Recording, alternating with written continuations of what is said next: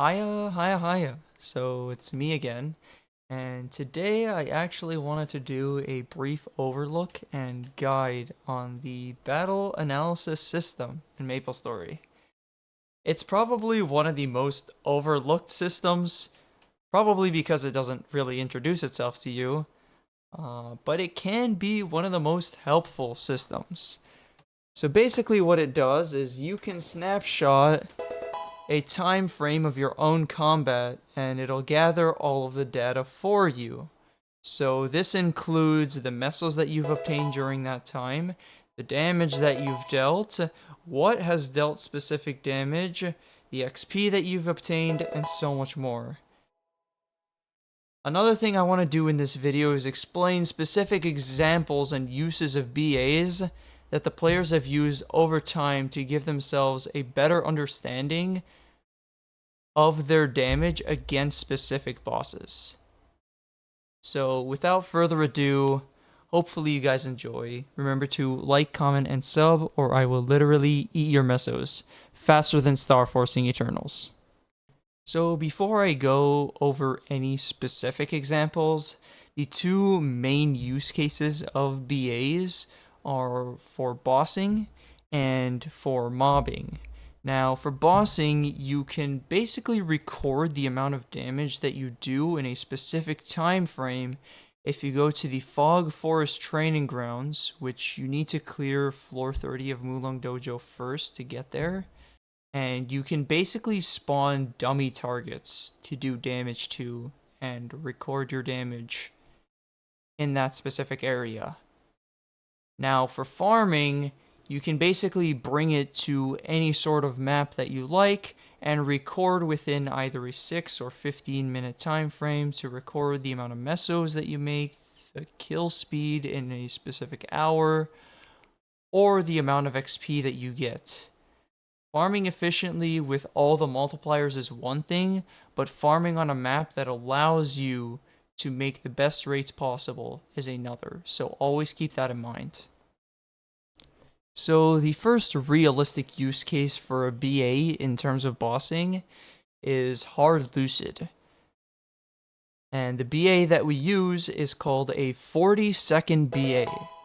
Essentially, what a 40-second BA is you maximize the amount of damage that you do within a 40-second window. The reason why we do this is to mimic Hard Lucid Phase 3. Because the player, or players if you're doing the boss in a party, needs to do 13 trillion damage within 40 seconds. Now, for this BA, you can do all of the preparation that you need to beforehand before you actually start your BA. So you can pop all of your buffs that you need to before that 40-second window actually starts. The reason why this is the case is because in Hard Lucid, you have a lot of time to prepare before you get to Phase 3. And once you actually do proc Phase 3, there is a 5-second window for you to prepare on top of the time you had beforehand.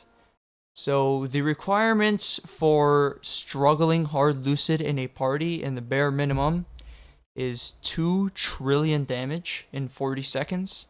If you want to solo the boss, obviously you need to do roughly around 13 trillion damage in 40 seconds to solo Hard Lucid.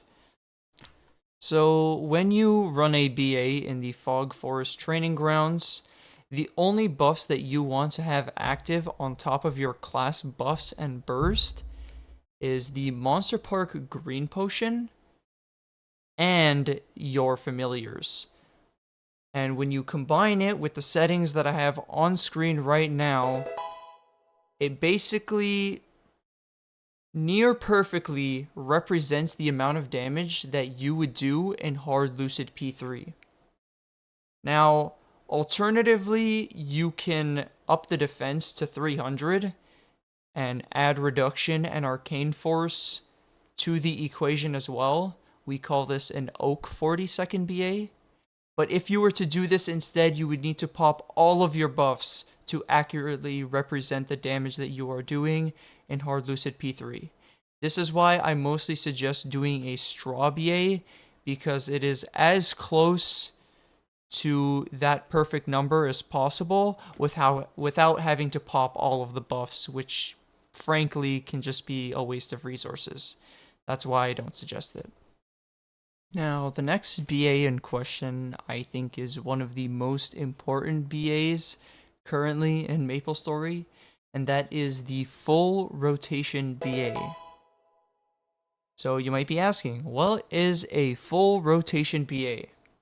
A full rotation BA is a battle analysis that lasts for one full burst rotation of a specific class. So for example, if you are a cannoneer, your full rotation BA would last 3 minutes, in which you would burst twice, because the full rotation for a cannoneer is consisting of two 90-second bursts.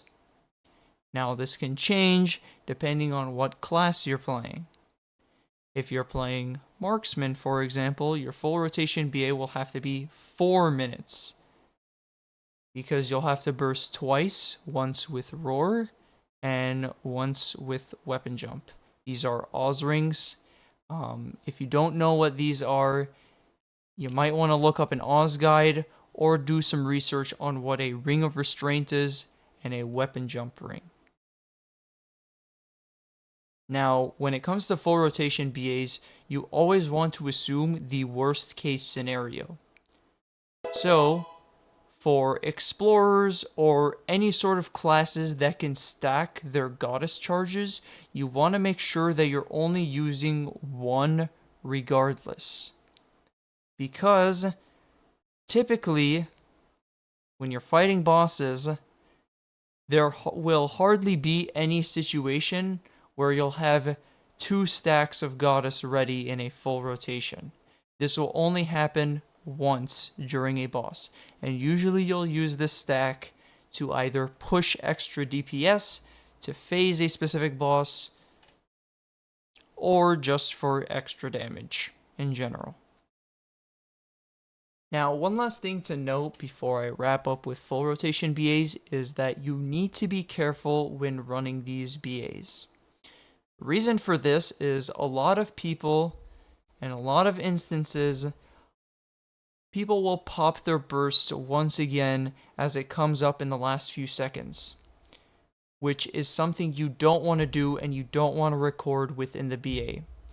The reason why you don't want to do this is because it inflates your BA and represents a number that isn't accurate of the damage that you'll do in a specific boss. If you burst twice, you have to double the duration of your BA. So if I burst once, and I am a 180-second class, like Dawn Warrior or Night Lord, I will have to go for 6 minutes. But once again, you only need to burst once, because in most situations, one burst rotation is enough to accurately represent the damage that a class will do.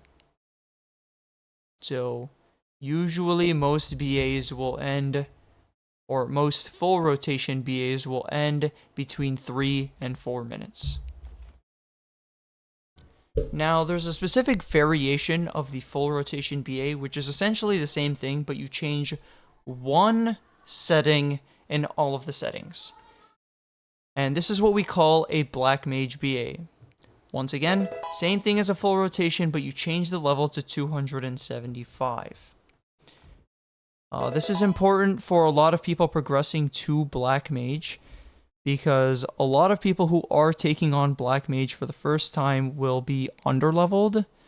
So seeing their damage after it is reduced by the level difference will once again help them accurately discern whether they are ready for Black Mage or not.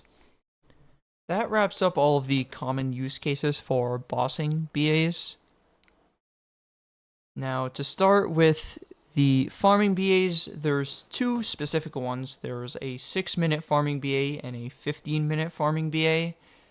6 minutes are 6-minute BAs are used to record the amount of kills and mesos that you make an hour, while 15-minute BAs are used to measure the amount of XP. Now, when you enter a new region, I suggest that you use 6-minute BAs to test the amount of kills and mesos that you're making an hour, just to get a feel for the map and see if it fits with your class and the rotation is comfortable. Once you've got a select few maps, that's when I'd start pushing the 15-minute BAs and seeing which map will actually give you the greatest amount of XP for your class that you can progress as fast as possible. I always suggest that you take time to run the BAs, because the time that you spend farming is probably going to be way more than the time that you'll spend just testing out the maps. And especially for 15-minute BAs, because the XP that you gain from monsters can change drastically depending on the level difference and the burning stage. So always keep that in mind. BAs also have a ton of other useful information, like the damage percentages of each specific move. So for example, as a cannoneer, I know that my cannon barrage is 40% roughly of my total damage. So the reason why this is really helpful is because it actually helps people discern what boost nodes and what is the most important aspects of a character's kit.